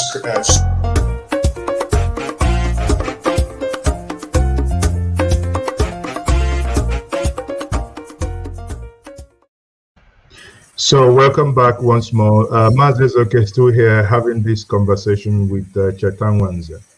And as he's doing, just trying to reach out to his dad now, let me, when Cheta comes back, let me remind us of one thing he said, which is very instructive. Cheta, in his work, said that once your name is Emeka, figuratively speaking, Nigeria will always happen to you. So, that is very instructive. It says, once your name is Emeka, Nigeria would always happen to you. Now, what does that mean, that Nigeria happened to you? That Nigeria would always happen to you? I will bring Cheta back again to have that conversation. So Cheta, I said in your work, you said that once your name is Emeka, Nigeria would always happen to you. Can you explain more what you mean by that? Yeah, one of my favorite books is Chinua Achebe's The Trouble with Nigeria. And in the book, he said something that's very, very poignant. He said the one thing that all Nigerians can agree on is their disdain for anything Igbo. The Nigerians can unite around the fact that they don't like the Igbo people. Now, there are two ways you can use to interpret it. You can interpret it from the point of that, oh, because these people don't like us, let's free them. You can also choose to interpret it from the point of, oh, these people do not like us because we are what Thomas Sowell calls a middleman minority. Now, if you look at middleman minorities everywhere, the one that our people like to compare themselves with most are the Jews. There's one another set of people that are middleman minorities are the Lebanese. There's a common thread with middleman minorities everywhere they exist, which is that the geographical area that they originate from is usually quite small and densely populated as a result, which means that naturally they have to move. And when they have to move, it closes traditional areas of work for them in all of those places, which means that the areas that is open for them most is trading. So by default, they become very good traders. And fortunately or unfortunately, depending on how you choose to look at it, they become prosperous traders. And when they become prosperous traders, it breeds envy among the people who they settled among. It's one of the causes, if I'm to put it like that, of being an Igbo person. The fact that our geographical homestead, if you are to take the three corners of Igbo land, if you look at a map, Igbo land is roughly an inverted triangle. And the three major towns at the points of those triangles are Asaba, Abakaliki, and Aba. And they all start with A. That's another matter entirely. Alpha. Yeah, but every major Igbo town, with the exception of Nsukka, falls inside the rough triangle drawn by these towns. Now, what's the distance between these towns? Asaba to Abakaliki is about 225 kilometers. Abakaliki to Aba is about 195 kilometers. And then Aba to Asaba is about 175 kilometers. What this means is that in terms of geographical area, Igbo land is roughly 35,000 square kilometers. Sambisa forest is larger than that. Yes. Niger State is larger than that as well. The Niger, Borno, Kogi, Yobe are larger than that. Yes. So, given that we have such a small geographical area, we have no other choice than to move, than to disperse. Now, because of our culture, we have a culture that makes us go-getters. The only group in Nigeria that has the equivalent of Onyekwechi Ekwe are Igbo people. If you study Yoruba historynomy or mythology, you will find that there is a tendency to, if things are not going well for you, leave it to God. But the Igbo man will say, the Igbo man, by his very culture and his very nature, will say, no, I will make God agree with me. And God will agree with him. Yes. So what it means is that the Igbo man will become successful anywhere he goes. Think about it. In 1970, we were given 20 pounds to start life again, regardless of how much we got. And many Igbo people did not get that money. Yes. Very many. Because the way it was given was, if Cheta, Gabriel Zeku, Kanayo Moweta, John Okole, Ugo Gold, and Maazi Ezeoke came together and gathered all our money and said, okay, Maazi Ezeoke, go to the Nigerian bank and collect our 20 pounds. What actually happened was that the Nigerian bank will give only you that showed up physically the 20 pounds. Then you come back and share the 20 pounds. Then you come back and share among the 5 people, that's all of you. So essentially each of you got 4 pounds. Mm-hmm. That's what's happened. Yet 11 years later, when Nigeria entered recession, we were almost at the top of the pile. In the space of 11 years, we had closed the financial gap. Very aggressive way.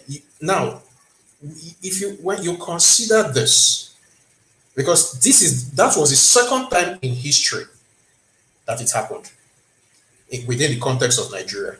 The first time was between 1929 and 1939, when 3 Igbo people, Ozumba Mbadiwe, Jaja Nwachukwu, and Nnamdi Azikiwe, returned to Nigeria. You see, prior to that, the Igbo man in the context of Nigeria was what the Benue man is today, what the Akwa Ibom and Calabar man was 2 decades ago, which is that we were the houseboys to the Yoruba. It's the reason why a lot of Igbo people took the name, or changed their names. So somebody that is called Kelechi will suddenly become KC. Somebody that is Nkiru suddenly becomes KY, so NK or Kiki. Somebody that's Kanayo is KY. We had those kind of things in order to hide our identity. Mm-hmm. But by the time these 3 men came back to Nigeria and the Igbo Progressive Union was formed, within a generation, we were suddenly competing with Yorubas as the prime movers of Nigeria's civil service. Yeah, and even, within a couple of years, an Igbo man was suddenly considered, to be the vice president of that nation then. Progress that was in 1979. Exactly. Alex Ekwueme. That's 9 years after the war. Or 8 years plus. The fact that we did it twice says a lot about the kind of people we are. But there are 2 things that come with this, and both of them are negative. Number 1, our propensity to hubris. When an Igbo man has made money, God, you don't want to, he will let you know that he has made money. And exactly. And he will tell you. I said he will tell you point blank. He will. Now, what we don't tend to realize is that actually engenders a lot of envy. Yes. First, which brings us to the second point, which is the overall Nigerian attitude towards competition. It's a very bad attitude. It's quite unfortunate, but it is. Which led to the introduction of federal character and all the rubbish in order to help certain people rather federal than character. No, as I've understood Nigeria more, federal character is actually good. The problem is not the problem is not federal character. The problem is quota system. Yes, quota system. I meant, sorry. Yes. So, and it's important for us to be able to draw out those differences. You see, in a country that has at least 250 ethnic groups, you need some form of federal character in order to make everybody feel equitable. Yeah, people need to understand that. Federal character is sort of like is an advanced level of affirmative action on one end of the scale, while on the other end of the scale of affirmative action is quota system. So, in 1973, Nigeria introduced this concept called educationally disadvantaged states to enable the North to catch up to the rest of the South in 10 years. And now and they are doing it not considering those from 1973 was 47 years ago. Yeah. So, and even when they started it, they didn't put into consideration a region that was shut out for 3 years and there was no education. There was no point putting the East into that. Exactly, because there was no point in 73. And let me tell you why.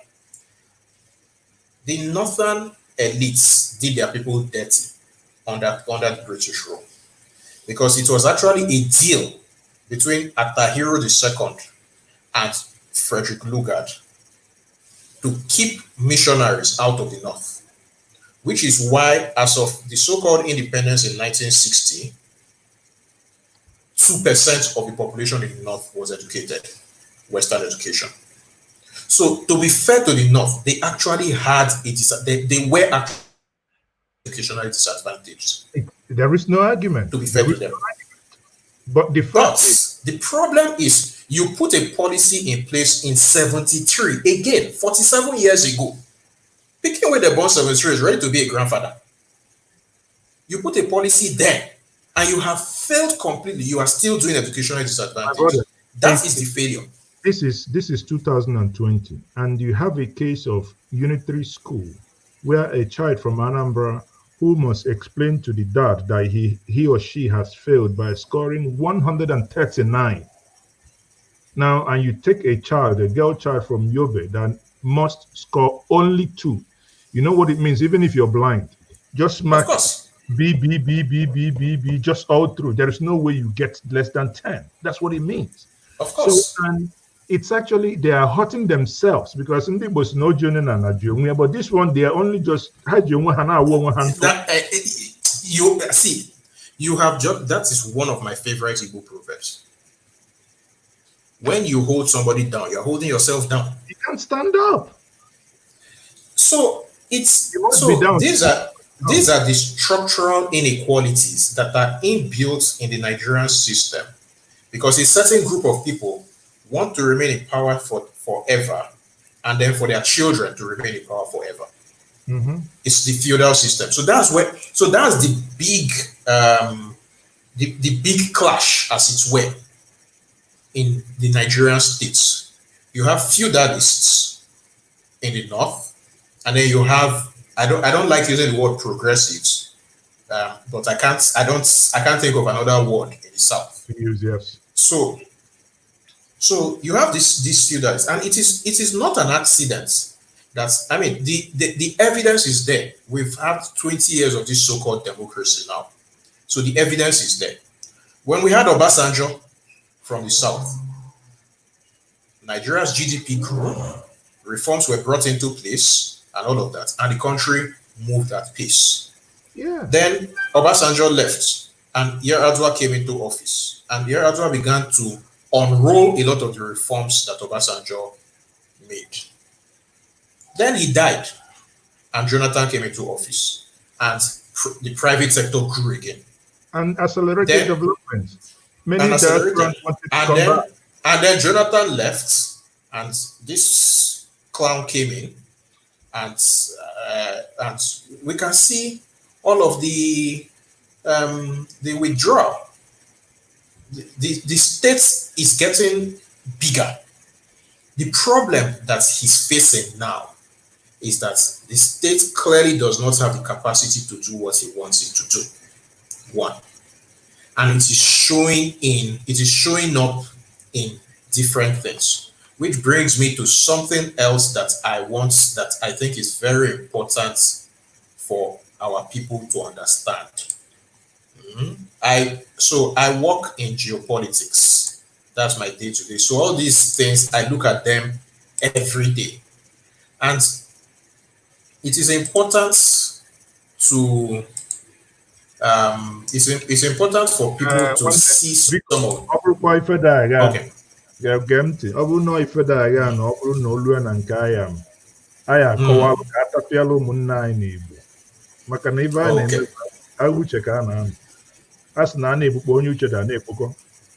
So it's up to you.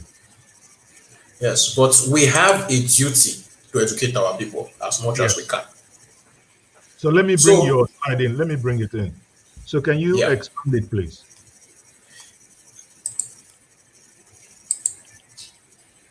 Sorry, wrong. I think you can hold your a MacBook. You can hold. I'm sorry, I don't use Mac. Sorry, it's not. Okay. Control and your I'll mouse. stop sharing. I'll stop sharing briefly, escape it, and then come back. Something went wrong, so let me just open it all over again. Okay. My faults. So honestly, I think you know, the great Igbo nation is in a dilemma. We are indeed it's anyway. I think there are other things we would talk about in conclusion here. While you're doing that, let me bring something to you. I don't want you to lose your train of thought, but let's Yeah. just get on. In your piece, you talked about Anioma. In your piece, Anioma versus Igbo, you mentioned that Elizabeth Ishieshe influenced you a lot. Isiche. Yeah, Elizabeth Isiche, yeah. Ishiche influenced you a lot, especially her work, Yes. A History of the Igbo People. And anyone watching me here, it's a book I've ordered from Amazon. I haven't read it before, but after reading your work, I did order that book. You can go to Amazon and do. Um, it's the book is called A History of the Igbo People. Now, how did that book influence you? How did that, because you talked about it and you talked about meeting her and that you Unfortunately, the meeting may not happen. Um, Elizabeth Isiche is well over 80. yes, I And wanted we've sorry, I wanted to say, you are talking about meeting her and you talk about flying to Australia. And I'm thinking, why wait? You can meet her tomorrow. Just dig out the contact. no, I have already made all those efforts. But she's firmly retired. Okay. Yeah, she's firmly retired. So can't you do a Zoom, the way we've been conversing? That's what I'm saying. She's firmly retired. She doesn't want to have when it comes to her work. She's not interested in speaking with anybody. Well, but she is an authority that you have to help us in this. She is an authority, but I understand. See, at the end of the day, so they tend to be very strict about certain things. She retired 5 years ago, so she doesn't do interviews. She doesn't do anything work related. As in, the work is out there. Go and fix it. So this is one of those unfortunate things where I would say that opportunity. If I had made this appeal 6 years ago, then she would have been willing to talk. But when she got to age 75, she decided that she wasn't doing it again. And so we have to respect that decision. Well, yes, we have to, but equally, remember that Wole Soyinka has retired so many times. Yeah, Wole Soyinka is, I think, is quite a different kettle of fish. He likes the limelight. So in short, he's actually a good example because the only work you're going to get from Wole Soyinka, he will still give interviews and all of that, but the only work you're going to get from him till he departs us and joins his ancestors is his memoirs. And I can, as somebody who studies a lot of history, I can guarantee you that he has already written his memoirs. What just happens is that occasionally he comes up, updates it, and then he has already written it and probably has given instructions that when he dies, it will be published, which was pretty much the same thing that Chinua Achebe did with There Was a Country. These are people who understand the gravity of history. But the only one that I felt disappointed to yet is the great Dimo Ojukwu. Yes, it's for me. It's a disappointment that he didn't, because at the end of the day, John Setaya said, those who don't learn from history are those who repeat it, which is something that is very important for us to address directly in the IPOB. We are making the same mistakes that our fathers made in 1967. How? If we want to have a Biafra, there are two things that are absolutely compulsory for us to have. We need the support of the Southern minorities, the 100% support of the Southern minorities, and we need the support of Cameroon. If we don't have both of them, then Biafra cannot work. But you can't have the support of Cameroon that is doing the same thing the Igbos are going through to the western Cameroon. But do not lose your thought. Let's get back to what. Let me share this document now. Can you expand this document and tell us what you want to? So this is it's basically about Nigeria's economy. You can see that the red is what is called the Lakaji corridor, and the blue is what is called this Eastern Economic Corridor. Now, most people, when you ask them, they will tell you that that the most important resource that Nigeria has is oil. It's not. It's the coastline. Again, this is something that Igbo needs to understand. Aside from human resources, the most important resource I know in this country, in Nigeria, with that coastline, Miri. And why is that? 92% of global trade goes through water.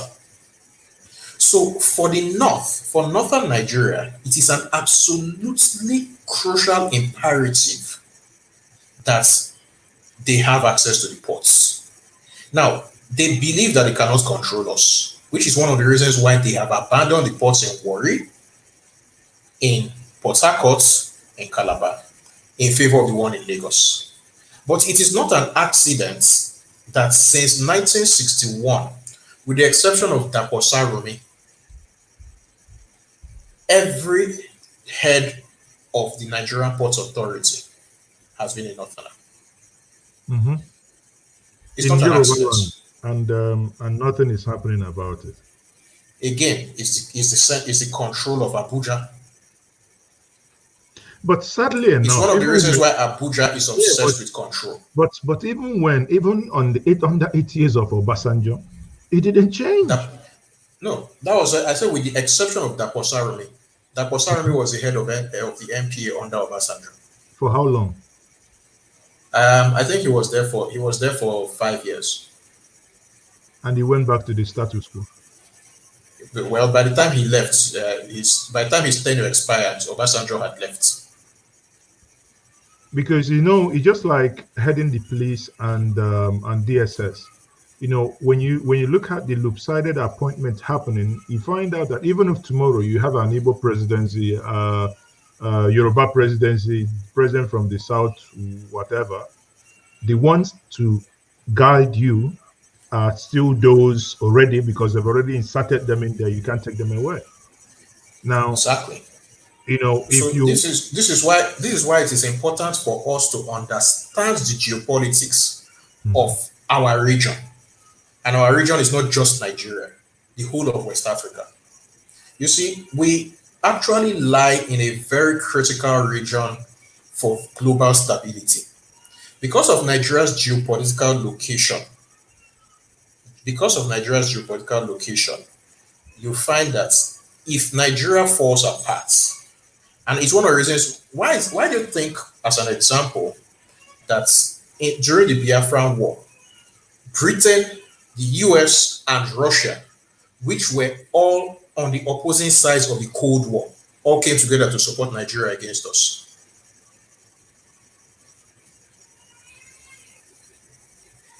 Because one thing that they don't want to see is an Africa that falls apart, because the single biggest population source has fallen apart. And I'll give an example. In 2011, Syria fell apart. Syria, 28 million people fell apart. And till now, they haven't recovered from the Syrian refugee crisis. Yes. Now, imagine if Nigeria, with its 150 million people, falls apart. Not only will we fall apart on our own, we'll take the whole of West Africa and Central Africa with us. So now you're talking of about 400 million people. If 28 million people could scatter the economy of Europe in many ways, what will 400 million people do? That would be locust. So geopolitically, we need to understand the situation, the global environment we're in, so that we can plan how to pursue our objectives. Our objectives is about interests. What is the interest? It's it's not just about what emotionally we want. It's about the interest, what will achieve the best kind of results for our people. So, and what do you think? We will be rounding up now. Kanayo and chemistry, I spoke to her son. So, unless he was lying to me, she's not late. That is Betty. Okay, so someone saying that the Elizabeth is late, and he's confirming to you that she's not late. Please, can we be guided? And now, in conclusion, here, my good brother Cheta, what is the solution to the current Igbo quagmire? Now, because it hurts me, that's why I wanted to. This conversation I'm having with you, I have begged my good brother, Dr. Tony. Igwe Nwankwo. I don't know if you know him. I know of him.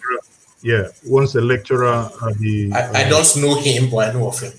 Okay, he once lectured in the at the UNN, and he's been sending me series of what he's been writing. The Igbo, about the Igbo of the East and Igbo of the West. His last one is Adventures and Travails of a West Niger Igbo Patriot. And honestly, after reading them, they really get me, I wouldn't say angry, but I will be disappointed because rather than, I reached out to him saying, can we stop this? Can we close rank? I know you from what you've said so far, you've been offended. But it doesn't help us to keep going back to that open wood and keep adding it salt. Bringing me to that concluding thought now will be, what is it that we can do to make sure that peace?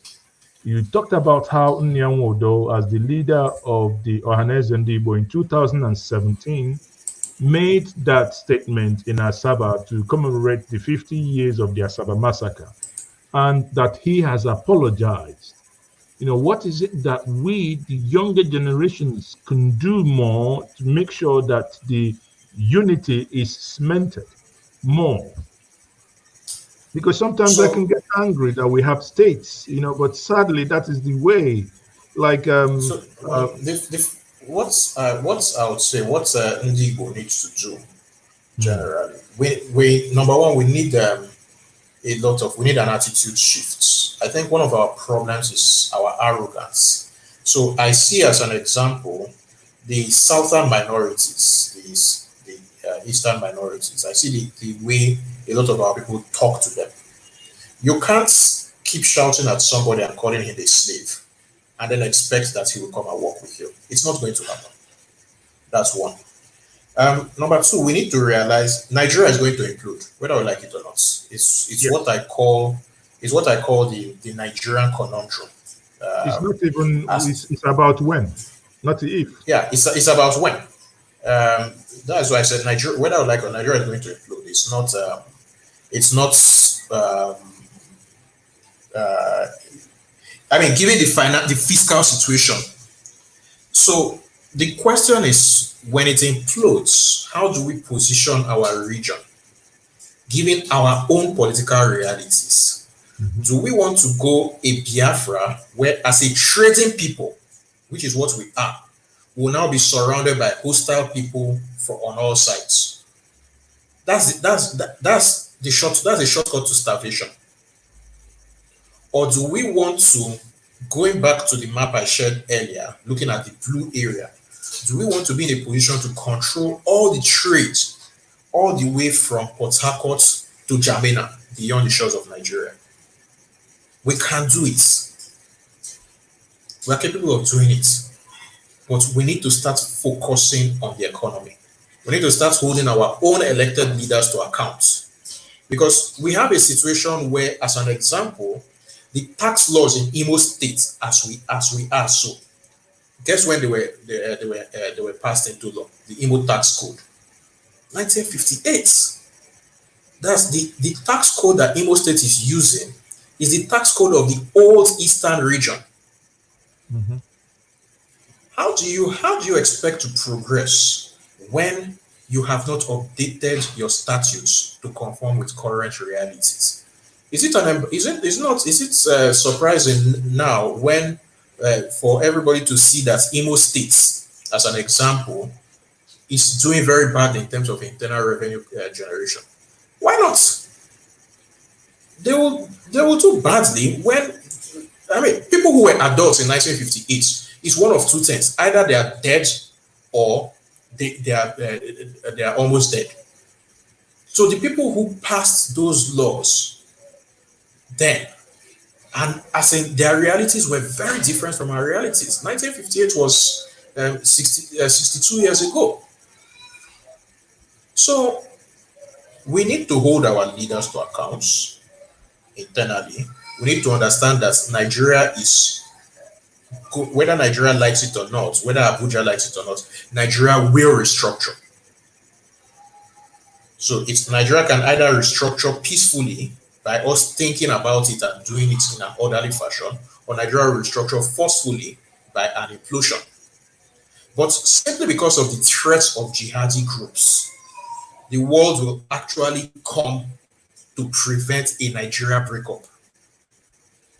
Because nobody will want another Somalia. We have one Somalia in the eastern end of Africa. Then on the same latitude, we'll now have a Nigeria that has included. Already, piracy is the Nigeria, a so-called peaceful Nigeria, already presents the worst case of piracy in the world. We do more piracy here, sea piracy, than Somalia does. Imagine if we now devolve into a Bantustan region, the way Somalia has done. People will do everything to prevent that. And bear in mind, that is the only nation that is not on international or intranational conflict that has so many terror groups that they give to the world. So many terror groups, ranging from Boko Haram to the fourth one in the whole world. That's the Fulani herdsmen. You know, it's in conflict studies. Again, I always point to this. I mean, I do that's what I do. I run SBM Intelligence and so we do geopolitics. All of the talk about Africa in conflict studies in the West now is about the Sahel. So, which means that any military intervention will be geared towards preserving status quo. Mm-hmm. It's something we must be realistic about. Because they are also, and that's why sometimes some of us and those people in the new struggle, when they make some inquiries and inroads and they meet blocks, they will go back and say, "Oh, these people were being sabotaged." But the reality is just what you said. It's geopolitics. No nation would actually open their eyes and want to come openly to support what was going to hurt their own interests, because it's about nationalism. Exactly, it's about interests. It's all about interests. Be it in Europe, I mean, as you rightly said, Syria, 28 million. We saw the ways actually Turkey saved the day. You saw the way they were entering, even with what's it called, Czech Republic. Germany took over like a million people. I mean, come on. England had to shut their borders because of the channels. They were lucky, but still they took the younger ones. Now imagine we're 200 million people. Now the question is, how can this? Nigeria also just for the records. No. I mean, on papers, we're not even up to 120 million anyway. I mean, we're somewhere between 120 and 140. That's again.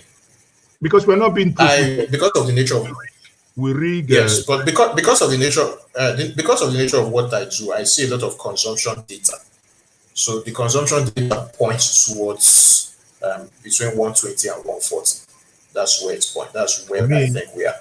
For me, around 120, yeah, it's ish is. I mean, you know what it means to be 200. It's just that we keep plucking figures from somewhere anyway.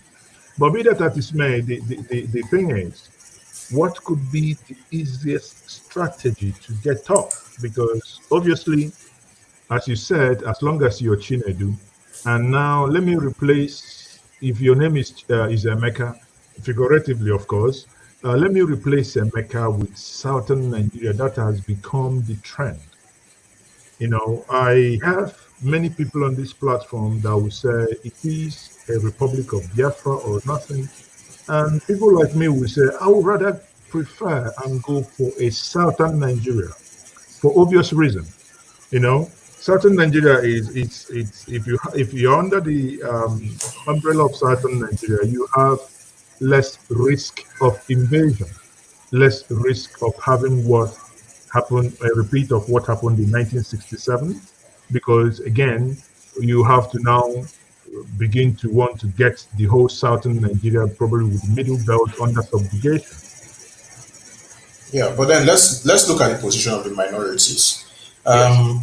If we go back to 1961, the region of Cameroon that is now trying to get away from Cameroon, the Ambazonia region, they were with us. Yes. The reason that they refused to stay with Nigeria was specifically because of Ndigo, because of what Zik did to Ayo Ita back in '56, and that is so we need again as a so-called majority Ndigo, we need to try to put ourselves in the shoes of the other people that we occupy this space in. The irony or one of the ironies of the whole thing is, for example, the northern minorities are suffering under the Fulani domination right now. Mm-hmm. But if they look at the alternative, which is a divided Nigeria, they will know that they will cease to exist in a decade or two if we leave Nigeria. So they would rather that we remain in Nigeria with them, so that because of our sheer size, we keep the Fulani busy. This also applies in the West. The Western minorities, the Edos, for example, or the far west, the people of Badagry, would rather remain in a Nigeria so that they will not be swallowed and dominated by the Yoruba. And even our own minorities in the East is the same dynamic.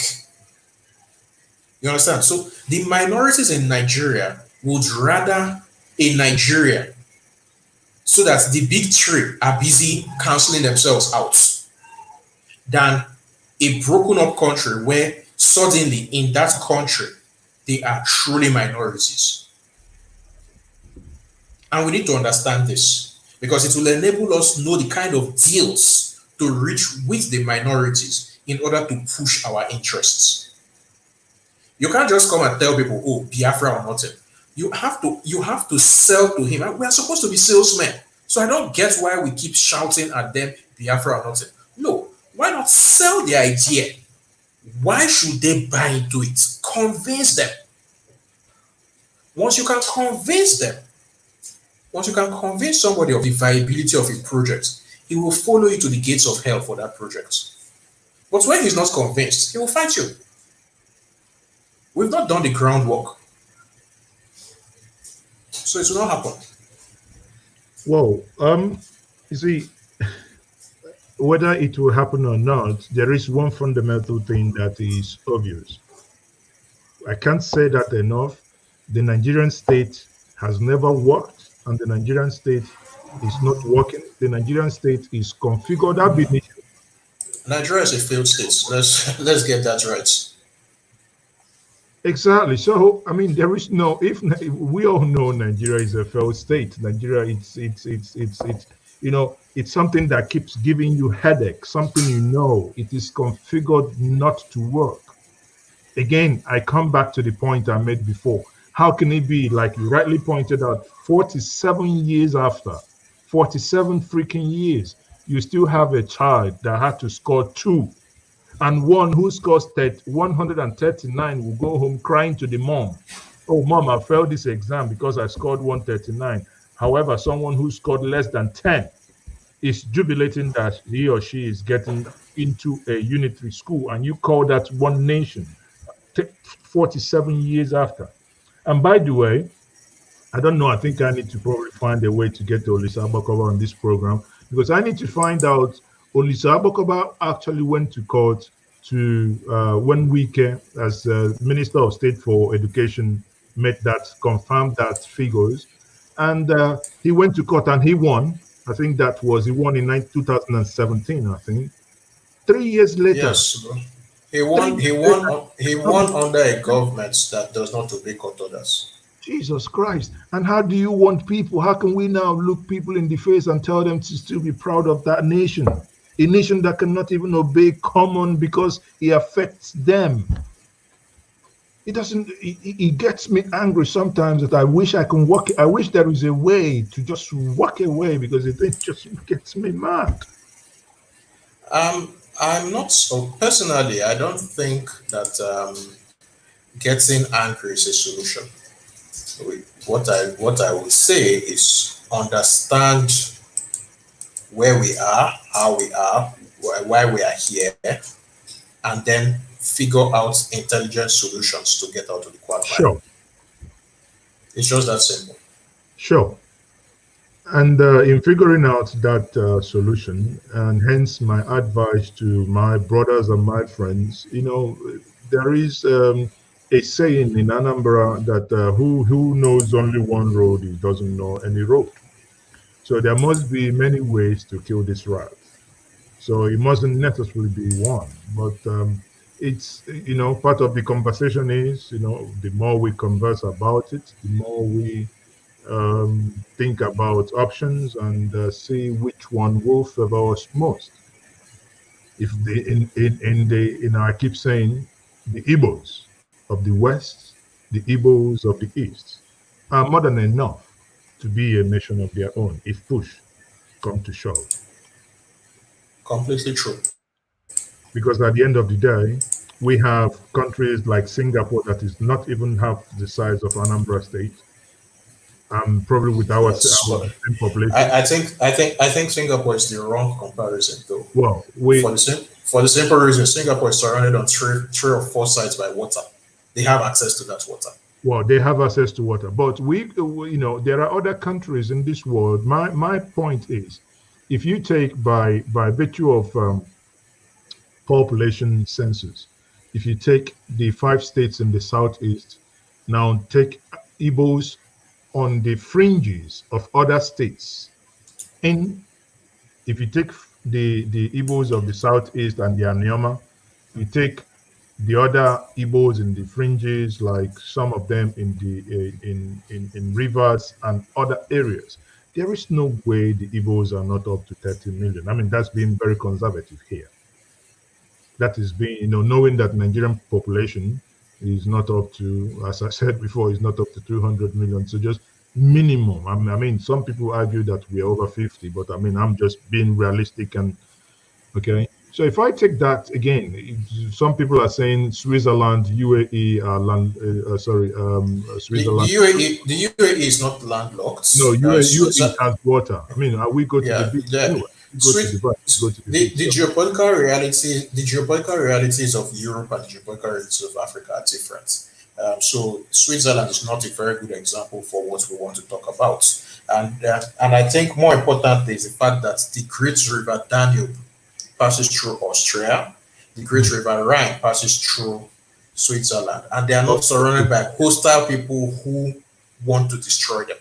It's the key point you've just mentioned, and everyone needs to pay attention to, is their part of hostility. Is that common? Just as Tino Asebet says in his book, The Trouble with Nigeria is that the Nigerian state unifies themselves when it comes to a common ground against hatred of Igbo people.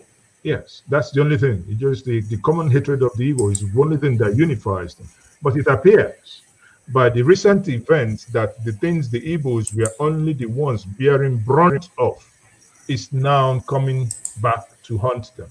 Look at the Middle Belt, for instance. I mean, who would have thought in this world that at some point someone like General T.Y. Danjuma will stand up in a convocation ceremony and say those words that he said. A man. Again, it's like I explained earlier. Yes, it's coming back to haunt them, but we need to look at ourselves. Remember that our people didn't. Our people, some of our people were involved in the killings of Middle Belters in '64. That's one, and just as importantly, what I explained in terms of geopolitics, which is for them, it will be better for all of us to be inside Nigeria so that they are protected by our wits. That's their thinking. We need to understand we are a protective shield for it. It's not just their thinking. It is actually a geopolitical reality. We are a protective shield for them by virtue of our wits. Mm-hmm. They may not like the nature of the shield, but it is a shield. Mm-hmm. It's just that simple. So they will do everything to hold on to that shield. To protect it, yeah. To protect them. Well, it's been again, but finally here, what is it that we've talked about generally the place of Igbo here in today's Nigeria, and we still see people who say they are not Igbos. I watched a video from I think the famous Sandoli, and I'm like, the force with which he was denying his Igbo-ness, was that necessary? I mean, he wasn't on that. Again, we've discussed this earlier in this program. Sandoli and people like him are a victim of the fact that we lost the war. End of story. We must understand where they're coming from. And I gave examples of nations that were a part of Germany and decided after the First World War that they no longer wanted to be part of Germany. We must understand. J.J. Okocha's town is about 6 hours walk from Sunday Olise's town. I'm very careful to use the word walk, because if you decide to drive, it's less than 15 minutes. Ngozi Okonjo-Iweala is from the same part of Anioma. Neither J.J. Okocha nor Ngozi Okonjo-Iweala will deny that they are Igbo. Ralph Uweche was president of Ohanese, longest serving president of Ohanese. He was from that same place. The most successful Biafran general in the war was Hannibal Hachuzie. He was from Asaba. Patu Tomi, one of the erudite Nigerian academics, proudly associates with being Igbo at every point in time. So you have to understand again that there are people who will deny their Igbo-ness because of what happened in 67 to 70. Mm-hmm. The key thing is understand them. It's something we have to change as a people. I keep saying our biggest self-defeating problem as a people, Igbo, is hubris. So the tendency will be to shout at them. Don't shout at them. Explain to them. Convince them. Or we call them Sabo most times, which has become a common language. Whenever I don't agree with you, I'll just call you Sabo. Exactly. It helps nobody, and it actually weakens our case. It weakens our cause. That's true. It is, it is indeed. But again, it's one of those. It's one of those things that we have to keep pushing.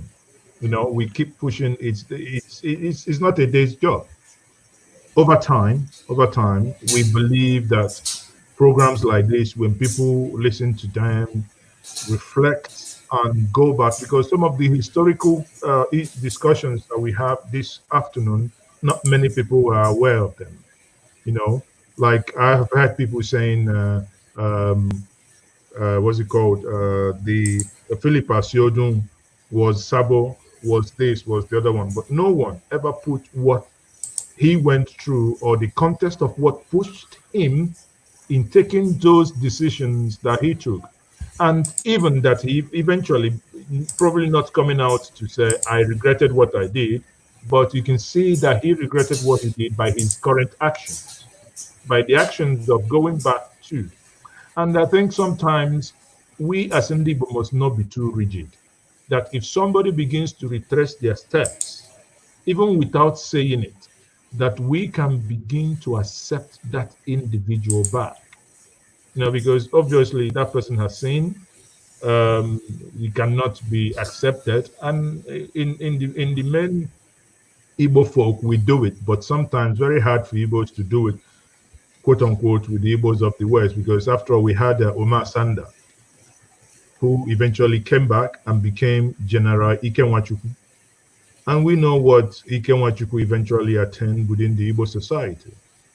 So the same golden leaf that we extend to others, we can as well, we extend to ourselves, we have to also extend that to others.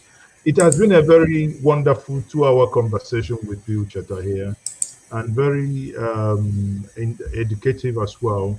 And I must thank you, and I can't thank you enough for taking your time in the midst of all your schedules, that you are able to stay with me and stay with the audience this afternoon. I must thank you once more for joining me this afternoon to have this conversation. And I don't know if you have any concluding thoughts, then we'll call it a day. Thank you very much, Cheta. Well, my concluding thoughts are I am not